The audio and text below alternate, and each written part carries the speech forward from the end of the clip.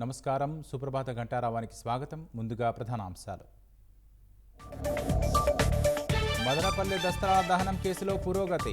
మాజీ ఎమ్మెల్యే సహా నలుగురిపై non bailable కేసులు.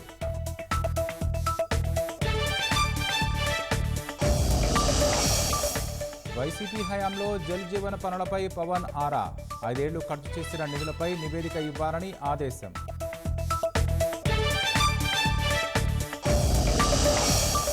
విశాఖ రైల్వే జోన్ తొలి ప్రాధాన్యమన్న రామ్మోహన్.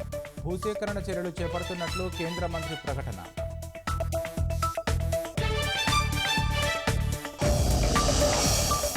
రవాణా రంగంలో మద్రాస్ ఐఐటి విద్యార్థుల కొత్త విప్లవం. ఆసియాలోనే అతిపెద్ద హైపర్ లూప్ ట్యూబ్ నిర్మాణం.